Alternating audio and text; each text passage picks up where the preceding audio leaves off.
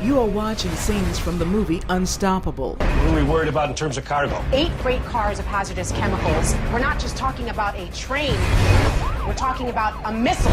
Railroad is one of the safest ways to transport, especially hazardous materials. 99.9% of all hazardous materials make it to destination without incident on the railroad.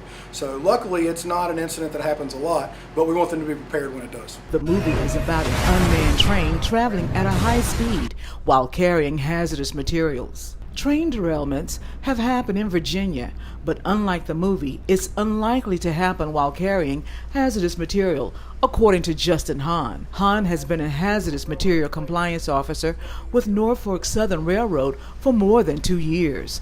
Hahn is also a former firefighter. He fought blazes for nearly 16 years.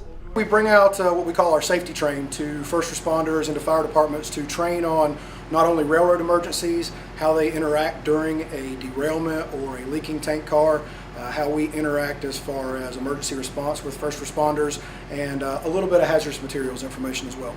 I questioned him about how first responders prepare in the event of an emergency. Your worst case scenario will obviously be a derailment where you would have a release of hazardous materials into an area.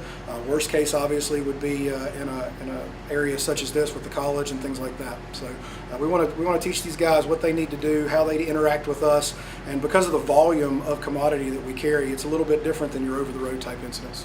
Norfolk Southern HazMat management officials say they have expectations of the firefighters when they arrive at the hazardous material spill or leak. Obviously, the firefighters' first priority is to protect the public, so they would take actions just like they would on any other emergency to protect the public.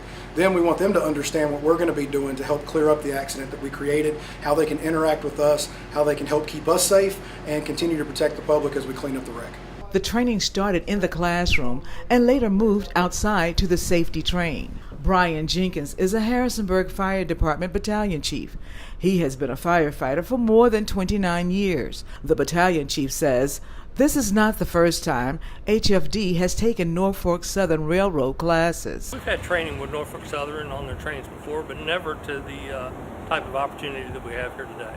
Today's a very unique training opportunity that Norfolk Southern actually has their training scenario train here for us, where we can actually get on board the train, see how the engine is laid out, controls where the operator station is, as well as the different types of train cars, some of them carrying hazardous materials and some of them not. He explained trains carrying hazardous materials run throughout the city quite often. He says they have a specialized unit for HazMat calls. The hazardous materials that we'd be dealing with here within the city are for LP gas. Everybody sees the different gas facilities that we have around here, where you're basically your gas for in your grill or to heat homes, poultry houses, that kind of thing. But the Harrisonburg Fire Department is part of a jurisdictional hazardous materials response team. So basically we run this side of Winchester, this side of Roanoke to almost Richmond and back into West Virginia. So we can see a lot of different hazardous materials that we don't have here within the city. Paul Williams is the regional manager of hazardous material for Norfolk Southern Railroad. He describes the different cars of the safety train. Locomotive, 2 box cars, 2 flat cars, and 4 tank cars to demonstrate and simulate the typical type of HazMat car you would see on Norfolk Southern. The box cars function as classrooms. The flat cars have domes and fittings on them that pressure up with air and water that we can simulate leaks to show emergency responders how to fix a leak, the technician level responders.